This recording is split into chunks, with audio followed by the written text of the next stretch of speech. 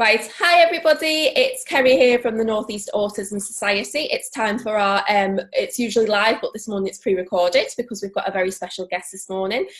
We are going to be talking to the wonderful Kieran Rose, who is the Autistic Advocate, and it's a very special campaign that he's running at the moment, which is all around masking. So I'm going to let him tell you a little bit more about masking, but what I would love you to do is really get behind this campaign, really like and share everything that Kieran and his colleagues are doing, because it's absolutely so fantastic, and it's a really important subject that within the autistic community we really need to start talking about, having those discussions and really starting to understand, because it affects so many of our autistic individuals and can have quite a negative effect in some elements as well of their life. So I'm going to introduce you to Kieran. So Kieran, could you tell us a little bit about yourself? Hi Kerrie, thank you for having me. Like you said, my name's Kieran. I'm a writer, a blogger, a speaker, and a campaigner for autistic rights. And I do things on the internet, and I do things in the real world as well. So that's pretty much me. The campaign is called #TakeTheMaskOff. If you are on Facebook, or if you're on Twitter, or if you're on Instagram, if you search that hashtag, you will see loads and loads of things coming up about masking.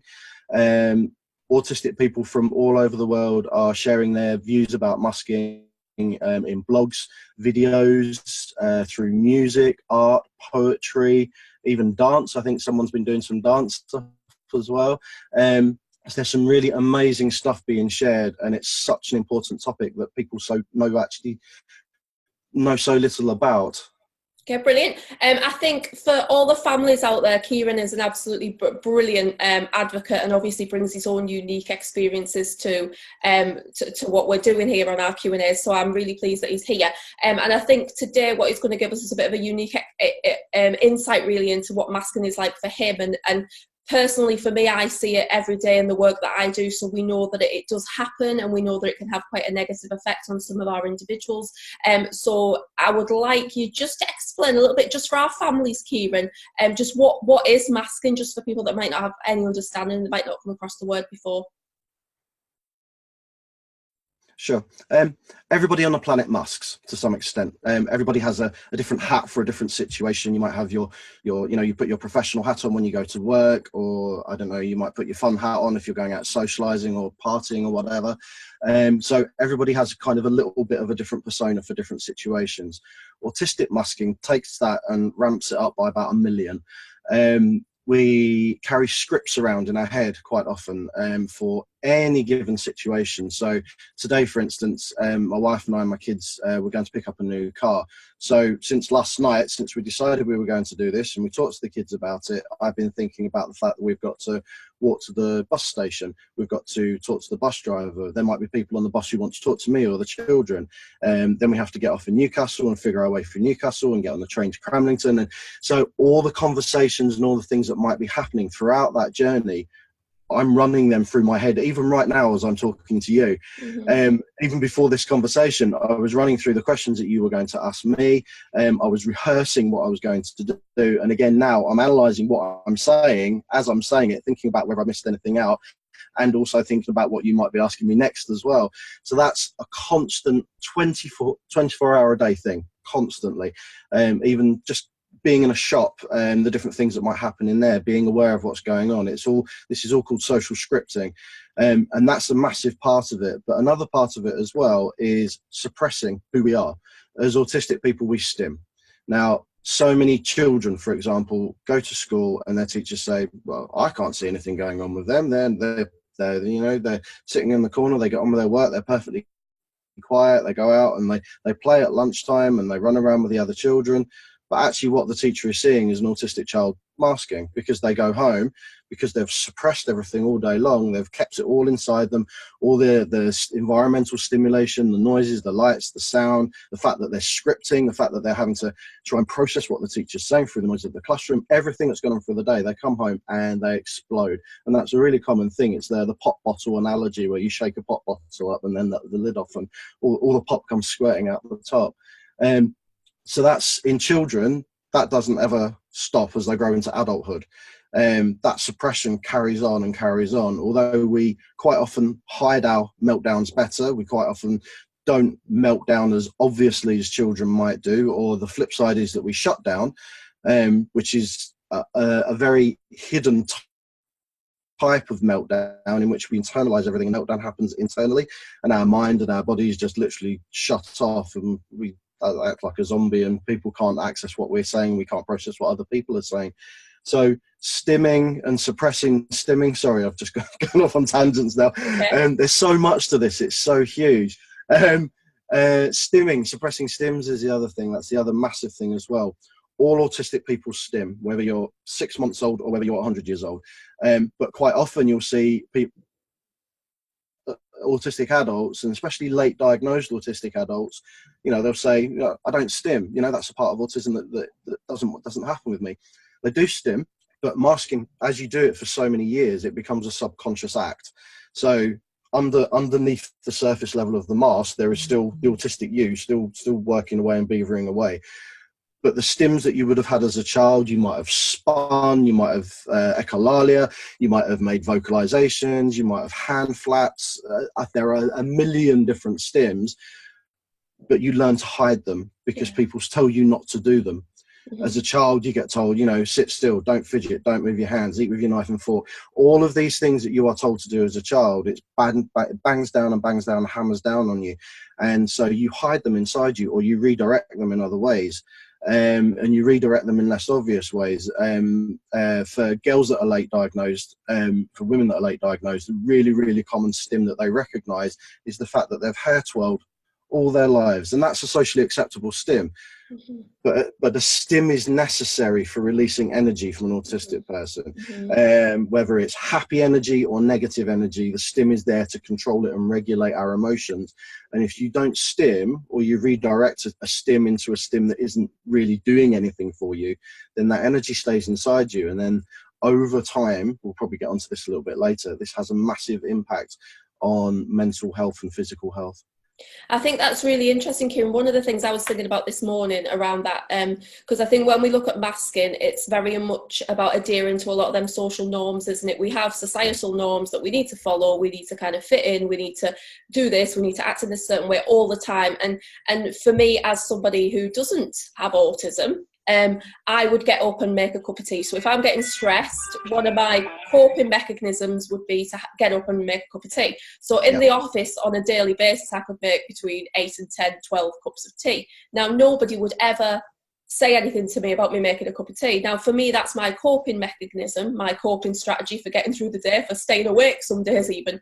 But if I was to be sitting here twirling or flapping or jumping up and down in my seat, you know, it would be seen as very different. And the cup of tea it's still the same vehicle, isn't it, for me? It's a coping strategy, and that's really important for me to get through the day, just the same as for an autistic person. They might rock or twirl or, you know, chew skin. You know, I've got children who will bite the fingers. I've got children that will jump up and down. I mean, I know just yesterday, just visiting you, you were telling me about your son who, you know, engages in these wonderful, elaborate dancing stims, isn't it? And it was, you know, it was... You saw them, didn't you? A couple of them. Yeah, I seen them. And I think what struck me about that is that's a little boy who is able to completely be himself, is relaxed within his home environment, and he's just doing it, and he's actually getting a good feeling from it. But it's a survival instinct as well. It's that coping mechanism. So I just, you know, I question this this idea of what is socially accepted and what is socially,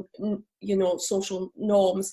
And it's quite frustrating for me, because I think we get a lot of families with them difficulties where they've got children, they've got adults that, for example, may not be displaying these behaviours in schools. So I know you touched on them kind of after school meltdowns, if we like, there. So children that are repressed, or adults that are repressed all day long, they've got to behave a certain way, and then when they get home they get quite upset and they let it all out. And I would like to think that we're getting better, and that we would start living in a world where within schools, for example, kids were given the time to go off and twirl, or they were allowed movement breaks, or they could have the little pen. I mean, I'm holding a pen now. I'm actually twiddling it as I'm talking to you, you know, and that's something I do all the time because I struggle sitting still. But I hope, particularly through this campaign, that we can really educate people that it's important that people are allowed this time to do the stuff that they need to do as a coping strategy. Absolutely. Quinn, my little boy, his school are amazing. Quinn doesn't have any HCP. Um, he goes to school. School have put so many things in place to support him.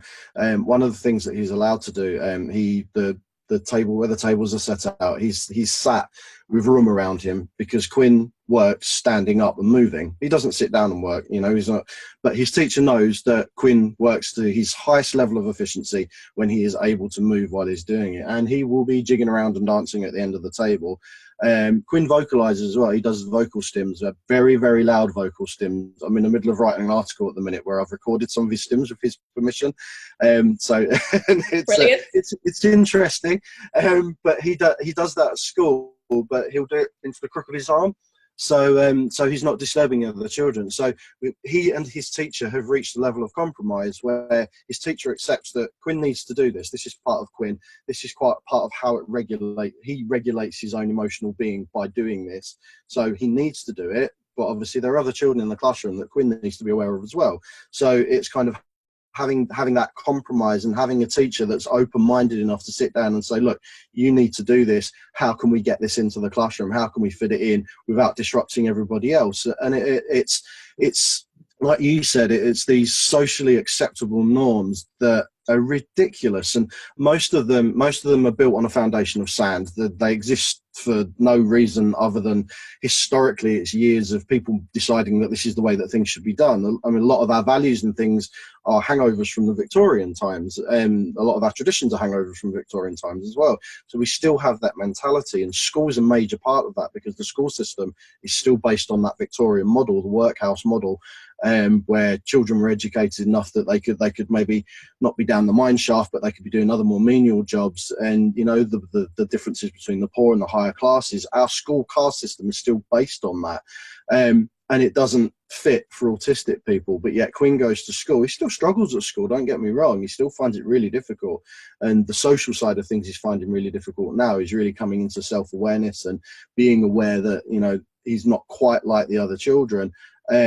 But his school have gone out of their way without spending any money, without any expense, to make him feel like he can be comfortable at school as much as he can. Mm-hmm. And that's all it takes. Mm-hmm. And you know, I think what I've seen just in a totally different sector. So you know, the families that will be listening to this, they know we do a lot of work with the Sunderland Empire, the Gala Theatre, and places like that around creating relaxed environments for individuals, for autistic individuals. So I went to my first, about 7 years ago now, my first ever relaxed performance at a well-known theatre, and honestly, Kieran, it was just it was magical. So you had all these kids and all these adults just being themselves. So you had children getting up and walking up and down, you know, while they were listening to the songs. There was some children lying on the floor and tapping their feet. You know, there was some children sitting and just jumping up and down. But they were all able, because we'd relaxed the whole environment, they were all able to be themselves to some degree. And we didn't see, I mean, the first year we did it, I thought, oh, how is this going to work? And are people going to get distressed? And are we going to have to, you know, manage some of these anxieties? But actually, we didn't see any negative behaviour at all. So we didn't see any of this, you know, this sometimes maybe, you know, hitting and spitting and biting. Some of these things that a lot of our families know happen. We didn't see any of that. And I think, you know, looking back on reflection, it was just because the kids and the adults knew in that environment they could be themselves and they could let that mask down to some degree, you know. And then when you step back outside that building and you're back in the world, you have to put that mask back on, I suppose, to some degree, don't you? And really work hard at doing that as well. Yeah. It must be. Absolutely. Must be really difficult and really exhausting. And I know we've had conversations before about this idea of burnout, and I think we're all susceptible to burnout, you know. It happens to all of us, but I think for the autistic community it must happen at a much higher rate and at much more intensity, because if you're trying to hold yourself together all the time, I mean, I've had adults that have gone through their day and they have to behave a certain way, and then over time, that really has a massive impact on their mental well-being. And we've had adults, unfortunately, that have gone on to develop their mental health conditions because of that high level of holding it together, really, isn't it? What are your thoughts around that? Burnout is kind of it's become kind of one of my specialities. It's like one of the areas that I've really focused on. I recently wrote an article that's actually now sparked 3 research papers, one in the UK and 2 in the United States. So it's again with masking. It's very, very intrinsically connected to masking, but it's another area that nobody has really looked into. There's no research into it, and very little research into it, and it's a major part of autistic being.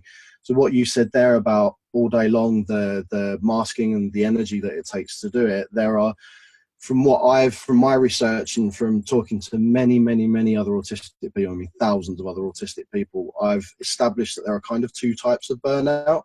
And one is kind of an everyday one where, you know, the child or the adult gets home, whether they melt down or not at home, they're exhausted anyway, and it quite often leads to irritableness, massive overtiredness. I remember being at senior school, and I used to come home, and by about 5 o'clock I'd be asleep, and I'd wake up at about 11 o'clock at night. You know, I had an upbringing where my mum and dad were out at work or doing other things, so I was on my own in the house a lot, and so I slept for like 5 or 6 hours, woke up, would go downstairs, make myself something to eat, do my homework, and then go back to bed again. And you know, and that was my routine every single day, because I was so exhausted after the day. And again, when I went into the world of work, I would come home and I'd be exhausted. And the same thing happens social situations. I mean, you know yourself, we were talking about this yesterday, how tiring just you know, talking to people is for everybody. It's even if you go out to a party, or you know, you go out for drinks, or you go to, I don't know, the cinema. Even the cinema, you come out of the cinema and you feel tired when you come out of the cinema, because you're engaged in something, and your mind is concentrating on that thing, and it exhausts you.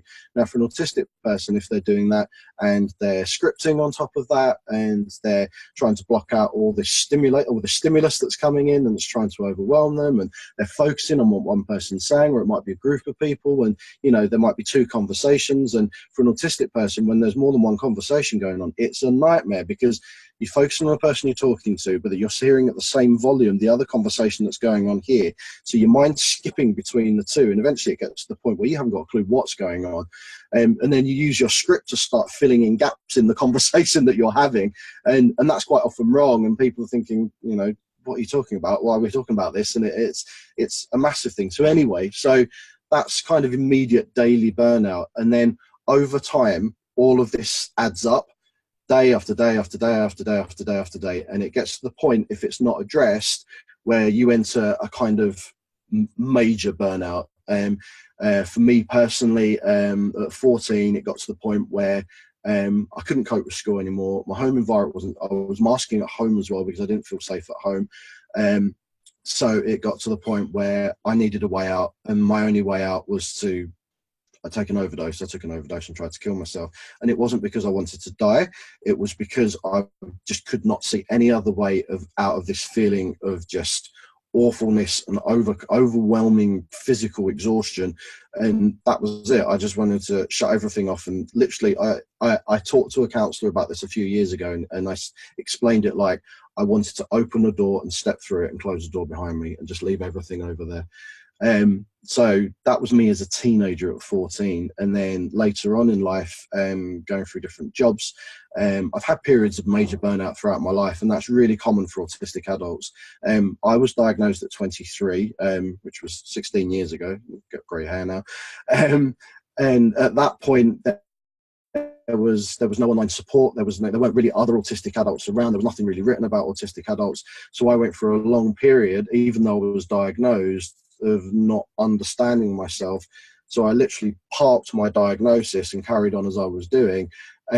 So still went through major periods of burnout. And then it got to the age of 33. I had a major transition at my job, where effectively I had to re-interview for my own job. I had to train my replacement. It was absolutely awful. And I eventually I gave up work. I couldn't go back. And I would never, ever go back to work for an employer again, because I know that I can't put myself through that exhaustion and through that feeling. And sorry, go on. Yeah, I think what you're saying will resonate with a lot of the parents that are listening to this discussion, Kieran. So, Mm. you know, we get a lot of families where children and young people and adults, of course, will take to the room and won't come out. And it's almost like you shut that door, you Yeah, get under the duvet, and it's to me, I feel it's a safety mechanism. It's a survival mode, isn't it? It must kick in that you go, you know what, I can't do this anymore. It's similar in some ways to things like depression. You go under your duvet and that's it. The world, stop the world, I want to get off type thing, you know. So I yeah. suppose the question would be, and I know there's no definitive answer around this at all, but I mean, what things would you suggest to parents if they were finding that their person was getting to this point of burnout, you know, and it was really raising concerns for them as a family? Yeah, I mean, the first distinction to make is that burnout is not depression, but it's very, very often mistaken by medical professionals as depression. So lots of autistic kids are put on antidepressants at a very early age. I myself I went through trundles and trundles of different antidepressants up until I was about 26, and I decided I wasn't doing it anymore because none of it was working for me. So that's an important distinction. First of all, it's not mental health that is the problem here. It is a physical thing that's overwhelming the brain. Secondly, in terms of things that you can do, decompression is the buzzword here. Decompression is the word to keep in your mind. Autistic people need decompression time, time away from noise stimulus, visual stimulus, from the environment around them. Basically, whatever it is that is causing them to be burnt out, they need time away from that.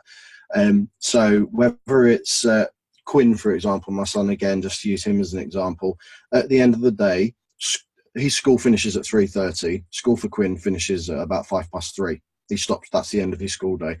He goes into a quiet room and he can take a friend with him, and they draw, they play Lego, they do whatever it is that Quinn basically wants to do to help him decompress. He can do it on his own or he can do it with a friend. Now, prior to doing this, Quinn would come home and would melt down. Immediately, he would melt down. Quinn doesn't melt down after school anymore. So the impact that has had, just 25 minutes, literally, of him able to just stop, get off of this track, get onto another track, forget everything that's going on, do something that he likes doing, and it completely changes his mindset. Now, he comes home from school, he doesn't melt down, like I said, but we have a downstairs toilet. Quinn disappears into that downstairs toilet for 45 minutes. That's his haven. He takes his tablet in there, shuts the door, nobody's allowed in there, nobody disturbs him. So he gets 45 minutes where basically he's cut out every stimulus going apart from the ones that he wants. So the ones that he wants are obviously giving him a benefit. And then he comes out of the toilet when in his own sweet time. It is absolutely fine. He might have piles later on in life, but you know, it's a small price to pay for the fact that, you know, he's emotionally regulating himself, and he's figured out his way of doing that as well, which is really important. It's something that we've encouraged in him, is for him to tell us what he needs.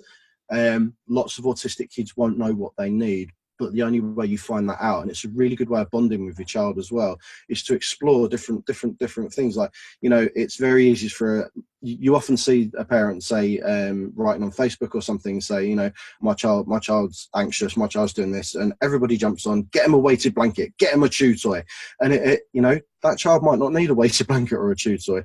You know, give it a go, definitely, but it's not a fix, it's not an answer, because your child has to find their way of regulating themselves.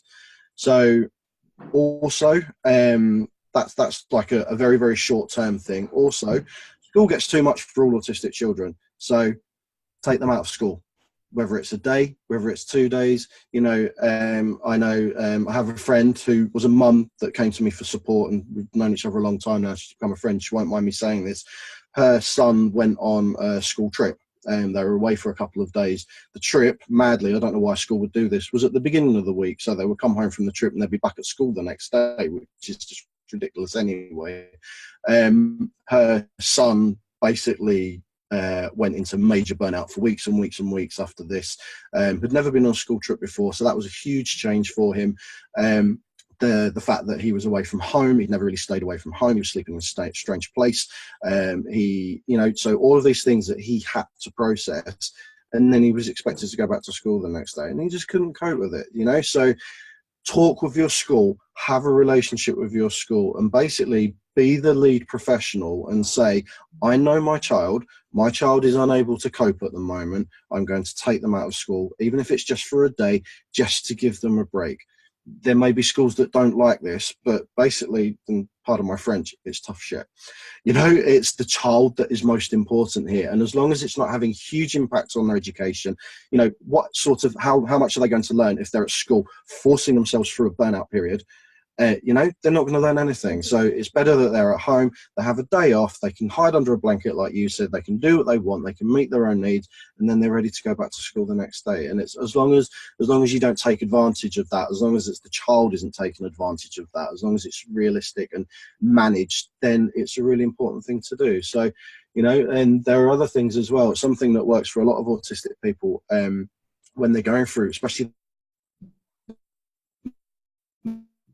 major kids that's like no, I must stay inside and do my tablet. But things like cycling and running, the wind rush when you're doing this cuts out all the environmental stimulation, that's all the overwhelming kind of stuff, all the noises and everything, and it allows you to be inside your own head without any outside input, especially if you've got headphones and things like that, and you've got the feeling of the wind on your face, and it's stuff that helps you focus on you.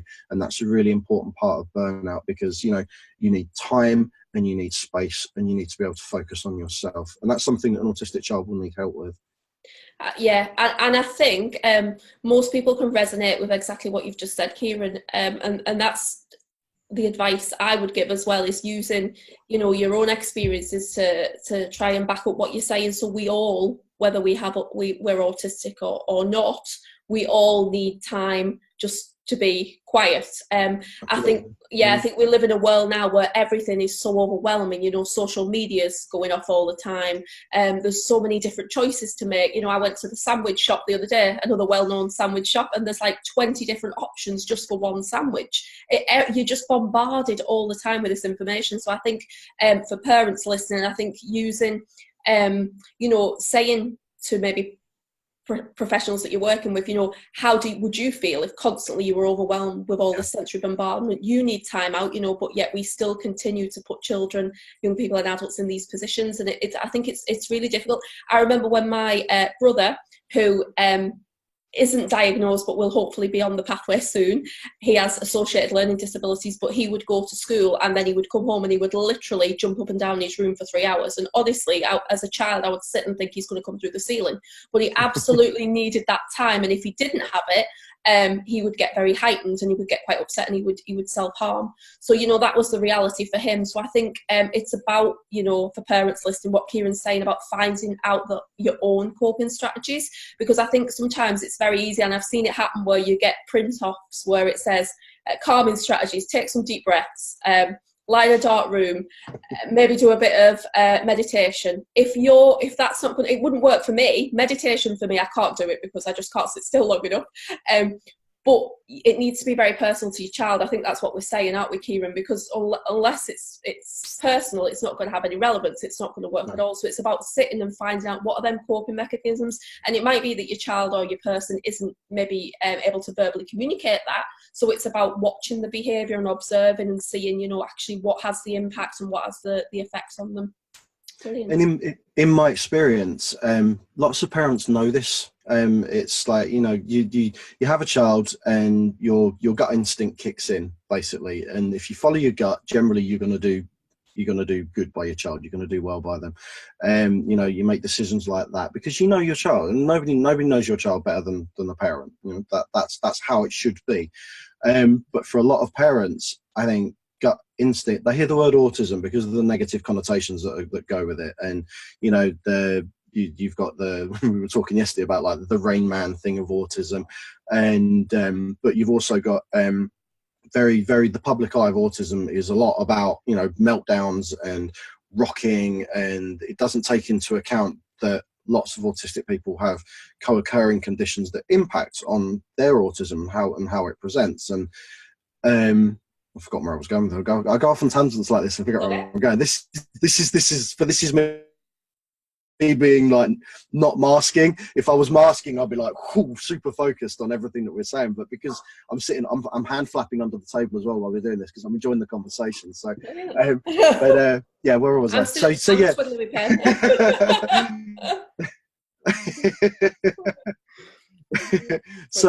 yeah. So you've got what is this cultural perception of what autism is. Basically, you're either super intelligent. Sorry, you froze there for a second. You're either super intelligent, or you've got severe autism where you're rocking in the corner, non-verbal, can't speak. But obviously, I hate the word spectrum, but it is a spectrum. You can be any place on the spectrum at any given time, and masking impacts every autistic person, no matter whether they've got learning difficulties associated, whether they've got whatever co-occurring conditions they've got. Masking impacts on that. And as a parent, I think you hear the word autism because of these negative connotations, because people just generally don't understand what autism is, and they get terrified. So gut instinct, parenting instinct, it gets picked up, screwed in the ball and thrown out the window, and then they start flailing around and panicking, basically. And a lot of professional services feed into this panic because from the outset, from the moment you go on the diagnostic pathway, it's all very negative. Everything is about how little support there is, how little education there is out there. And a lot of the education that you get from professionals actually isn't right at all. A lot of it is misinformation or based on old studies that have been, torn apart years and years and years ago, but they're still perpetuated. I've got one on my desk here. This is brilliant. This is just talking about that. So this is the 1944 paper by Leo Kanner. The original guy that came up with the whole autism. And honestly, I mean, parents listening, I'm not expecting you to read this. I wouldn't bother, to be quite honest, but it's like 150 pages. I'm trying to get through it at the minute, but just when you look at how far we've come to this, what people perceive autism to be, because I think one of the big things, Kieran, around masking as well, just to jump in there, is around some textbooks, textbook autism will say autistic people don't want friends, they're loners, they want to be by themselves, and they're very aloof and they live in their own world. Now, in my experience, what I've seen is actually the opposite. People that do want to have friends, they do want to be social, but they maybe don't know how to do it, they don't know how to go about it, so then they often mask other people to kind of fit in again. And absolutely, we know there's some people that just don't want friends, and that's fine. But I think one of the problems we might have is that there's still this idea that autistic people are loners and they want to sit in a corner and not be with anyone else, which isn't accurate, is it? It's not at all. I've got lots of friends. Interestingly, I've got lots of autistic friends. Now, they might, I live in a small town just outside of Newcastle, between Newcastle and Durham. Access to Newcastle and Durham isn't great. It's crappy buses, so I don't get to see a lot of my friends in person. But I have many friends who are through Facebook and through Twitter who I talk to all the time. I talk to them on the phone. I talk to them like this over the computer. So just because I'm not in the same room as them does not mean that they don't exist as a friend. And I probably, I've got people that are friends in the town where I live who I probably share less with than I do with the people that I'm friends with on social media, and that's not because I'm a loner sitting in my bedroom and not talking to anyone, and I engage with people constantly, and so many autistic people do. And what you were saying, even, back to Leo Kanner's stuff there, I mean, it's awful. He was a shoe salesman, who just decided he was going to be a psychiatrist, but that's the world they lived in the 40s. You could just swap careers just like that, and it's the history of how we've got to where autism is now is so mixed up and so convoluted. And a lot of what, even the stuff that Kanner was saying, a lot of the stuff that Hans Asperger was saying, and a lot of things that have happened since then, even the things that Uta Frith and Lorna Wing were doing in the 80s, that they came up with them. The Asperger's diagnosis, which, looking back now was, they had to do it at the time because so many people were being missed that they were recognizing, but it's caused so many problems for now, which is why the Asperger's label has now been sucked back into the ASC or the ASD label. And it's all of this history has played into where we are now. And a lot of this history feeds into the negative culture that we have of autism at the minute. And that negative culture, even though parents out there probably won't even be aware that it exists, the language around autism, the pathology around autism, it's all awful. It's all feeds into huge amounts of negativity, and it is the image of autism that everybody carries around in their head today. And what that does for autistic people is create shame. It creates shame in us. We are made to feel ashamed of ourselves. We are made to hide ourselves, and that's where the mask comes from. A lot of it is around us protecting ourselves. You know, we go to school, we don't want to be singled out as different. You know, you go to school and there's all these there's the cool kids over there, and there's the nerdy kids over there, and you know, everybody seems to loosely fit into their cliques, and there we are. You know, we don't even know how to talk to people. We don't know how to start a conversation, you know, because nobody's ever walked us through anything like that. Nobody's ever taken us by the hand and mentored us through it and said, look, this is Kieran, he doesn't understand how to engage with your game, can you help him? You know, things like that don't happen. So we basically pull these masks on to try and fit in, but we never really fit in. And this is the worst thing about masking.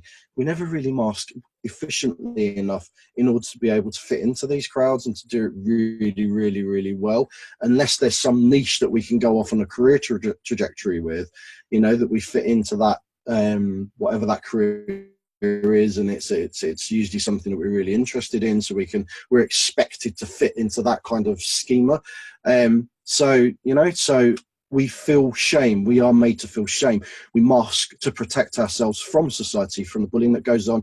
You know, as much as there are anti-discrimination laws regarding work, there is huge discrimination against autistic people. People still don't. You put the word autism on a job application, 9 times out of 10 you won't get the job. You won't even get an interview, and it's not because you're you know, the application you filled in isn't strong enough or good enough. It's that word autism that sticks out like a flashing neon sign, and it's, you know, there's so much responsibility that is lacking around professionals, around people in business, just the world, just generally needs to know autism is not a bad and negative thing. But because it's perceived as that, we're forced to mask, and that masking, it kills us.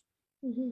Absolutely. And I think I also think, being on the other side of the fence, I suppose, as one of these professionals, you can learn so much from autistic people. So in my career, in my job over the years, I have learned so many amazing things about the world that I possibly wouldn't learn from my neurotypical, and as you can see, I'm doing this as I say that, but my neurotypical counterparts. And I think in the field of the professionals, I think they need to take that on board and take a step back and actually listen to what people like yourself, Kieran, are saying, you know, and you're one of many amazing advocates that stand up and tell your story. And I think we've really got to embrace that, and, you know, remember why we're in the job, really. And that, you know, that's what I do every day. I mean, I've got a little boy sitting here, not a real boy, hang on. I have this little boy. I'm going to show everyone a really embarrassing photo now, but this is a photograph of me when I was like 17. You can see how young I am. I'm like, can't believe I've just shown the whole audience that. But this is a little boy called Alex, and his mum won't mind me showing that. But I always think when I'm having a rubbish day, or when things, you know, you've got 5 million things to do on your list, this is the reason. So this is the first little boy with autism I ever met in my life. And, you know, I learned so much from him. I learned more from him than any degree or master's degree can teach me, you know, and I think professionals have got to be open-minded to that and take a step back and think, you know, actually, what can we learn from people? And let's change some of them perceptions, which is why this campaign is so important, isn't it? Absolutely. A lot of academics kind of live in a bubble, and they put out these research papers. They've got no idea who are really filling in the research papers, firstly, and you often find that a lot of research papers are actually filled in by people who are late diagnosed. You know, especially the one, well, obviously the ones that are targeted towards autistic people. So there are people that have probably just recently been diagnosed. They're bursting onto like the kind of the social media kind of scene, really searching and reaching out and grasping to learn about themselves, and have carried with them years of the narrative that we were. And then they fill in these research papers that are expecting them to like have these massive self-awareness and massive depths of perception about themselves, which they haven't got because they haven't had time to think about these things and learn about and go through the journey that so many older diagnosed people have actually gone through. And it's so a lot of the research that comes out is based on this very shallow introspective version of what autism is. So that reinforces the narrative that they've already thinking, because a lot of their work, I mean, the diagnostic criteria is still based the DSM-5, which is used in America and other parts of the world, is very much still based on Leo Kanner's work. And ICD-10, which is moving into ICD-11, similarly is based on that kind of work. And it is, you know, so if you've got a diagnostic, isn't it? yeah, and it is very male based, very male's the wrong word, but masculine orientated. Yeah. So it very much picking out, you know, the train spotters and the very extreme, like the people that line things up, and you know, that's a very narrow, limited view of what autism is. But all of the professionals that work, not yourself, because I know you very well and I know how much you've read around the subject rather than just focusing on the professional view of the subject. A lot of their view is based on this antiquated stuff and is based on a very narrow diagnostic criteria. So if you get a professional in a room with 10 autistic people who, you know, all of them will have a massive shared experience, but the professional sitting there does not have that shared experience at all. But his mindset or her mindset is very much in the, you know, this is what autism is. Even if there's 10 people there telling them, no, that's not what autism is at all. Autism is this huger thing, but they still can't take that on board. There's a wall, a barrier there, and but the problem is that these professionals are who parents are meeting. These professionals are diagnosing the children. These professionals are the ones saying, this is where you go to help. It's always the same place, go to help. And the help's not really there, you know, so they're just left to flounder. And then lots of parents reinforce these negative views when they talk to each other. They reinforce the fact that, you know, chew toys work for everybody. If they don't work, there's something wrong with your child, you know, and it's kind of... It's kind of this herd mentality around it, and there is so much information in the world of autistic people. It's all online. We have this whole connected universe that's online. You know, on Facebook there are so many advocates. On Twitter there are so many advocates. There are thousands upon thousands upon thousands of us. It's not just me. This is a shared voice, a shared experience. And you know, and there is so much to learn from and so many people to engage with, so many great groups on Facebook as well. There are some really, and you'll find a lot of the big Facebook groups are full of parents and very few autistic people. But if you try to find groups that are really mixed or even led by autistic people, you'll find a lot of information that you won't find in the outside world. Brilliant.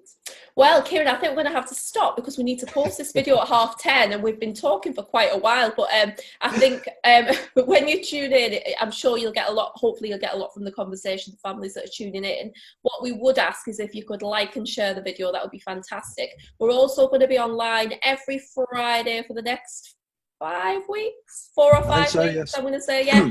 We've got a different topic each week. So next week.